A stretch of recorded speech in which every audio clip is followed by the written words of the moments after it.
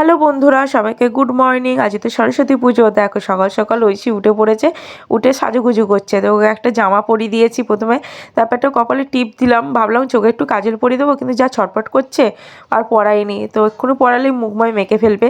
আর এই টিপেটার মধ্যেও যত রকমের সাজার জিনিস, হার, কানে, চুড়ি, হেয়ার ব্যান্ড আছে, কিন্তু একটু ওকে সাজাতে পারি না। যখন ছোট ছিল তবু একটু সাজানো যেত। তো যাই হোক করে দেখো একটা লাল রঙের হেয়ার ব্যান্ড দিয়ে দিয়েছি, তাও কতক্ষণ রাখবে বুঝতে পারছি না। আর এই জামার টপটা যে পরিয়েছি দেখতে পাচ্ছ, এটার নিচে একটা ঘাগরা আছে, তো এটা মিশো থেকে অর্ডার করেছিলাম।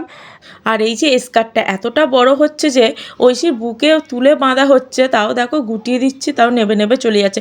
কিন্তু কি করবো বলো, আশা করে কিনেছিলাম, কিন্তু আমি বড় থেকেই অর্ডার দিয়েছি। বাট আজকে না পরালে হয়।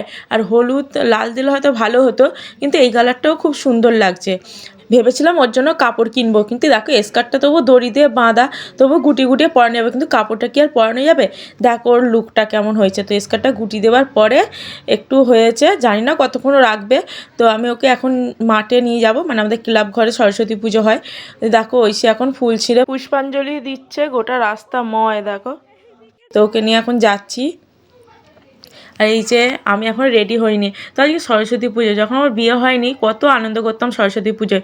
তো 6টার সময় উঠে ভোরবেলায় স্নান টান করে নিতাম নিম পাতা হলুদ মেখে।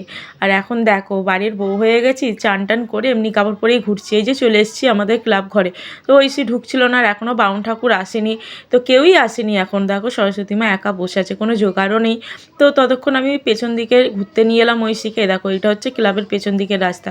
আর এই যে পুকুরটা, এই পুকুরটা না থাকলে মানে আমার মা কী যে করতো কী জানি। এই পুকুরে ঘরে কল থাকা সত্ত্বেও এই পুকুরে এসে বাসন মাজে, জামা কাপড় কেচে যায় জানো। তো সবাই করে, শুধু মা নয়। আর ঐশী দেখো বিড়ালটা দেখছিল না, তো আমাকে টেনে টেনে নিয়ে চলে যাচ্ছে। দেখো মেয়ের কাণ্ড শুধু। ও রাস্তায় একা একা হাঁটবে, বড় হয়ে গেছে বলে কথা। তো ঘাগরাটা পরে আছে বলে ওর হাতটা ছাড়িনি, কেন দেখতেই পাচ্ছ ইটের উঁচু নিচু রাস্তা। তো ঐশীর হাতটা যদি ছেড়ে দিয়ে এক্ষুনি দৌড়ে পালাবে, আর যদি পড়ে যেয়ে লেগে যায়। তো ওকে এক জায়গায় দাঁড় করে একটু ছবি তোলার চেষ্টা করছি, কি মোটে ছবি তুলছে না। তো ওকে ঘরে নিয়ে চলে যাব।